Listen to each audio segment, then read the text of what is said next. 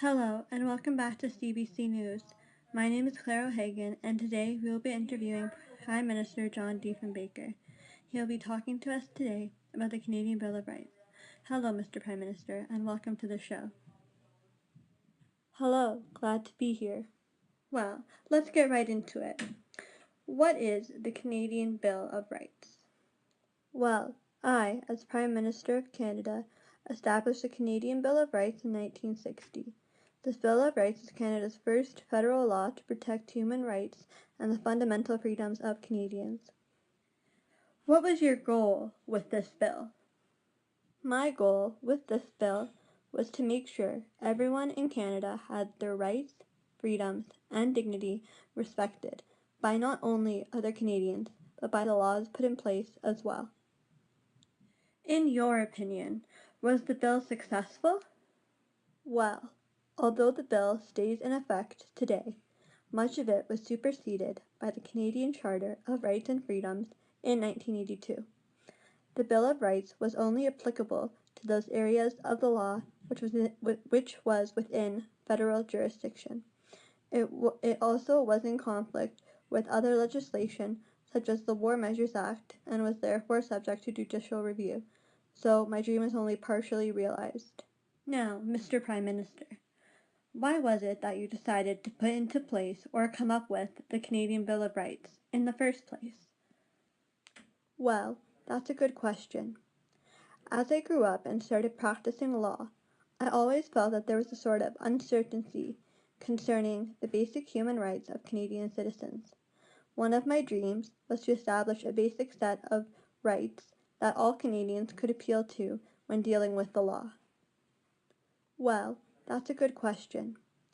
As I grew up and started practicing law, I always felt that there was a sort of uncertainty concerning the basic human rights of Canadian citizens. One of my dreams was to establish a basic set of rights that all Canadians could appeal to when dealing with the law.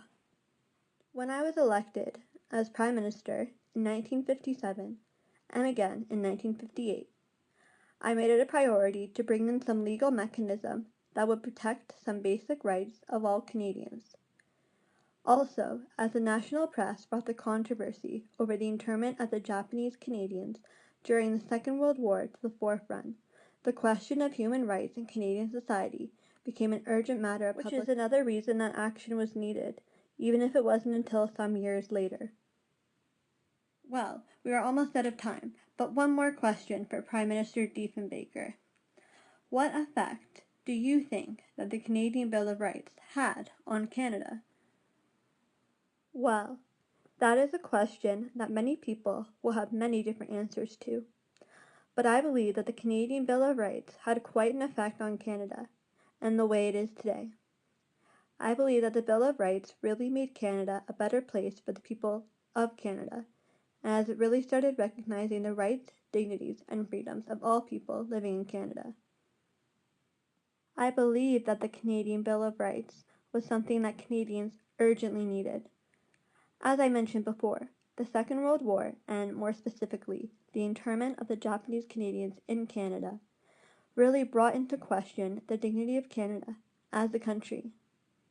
This is one of the reasons I decided to put the bill in place, and I believe that the bill went a long way in assuring that the horrors and the discrimination that was shown towards the Japanese Canadians in the Second World War wouldn't happen again in Canada. The bill did this by putting in place laws to assure that all human rights and dignity of Canadians were respected in regards to the law. There is not discrimination of Canadians within Canadian laws. All these reasons, to me, demonstrate why the Canadian Bill of Rights was so important to Canada and to its citizens. Well, I am afraid that we are out of time for today, folks. I would like to thank Prime Minister Diefenbaker for coming in today to talk to us about the Canadian Bill of Rights and its importance to Canada. Thank you for having me. It was a pleasure to be here today. That's all for today. Tune in next week where we will be interviewing Prime Minister Pearson about the Canadian flag.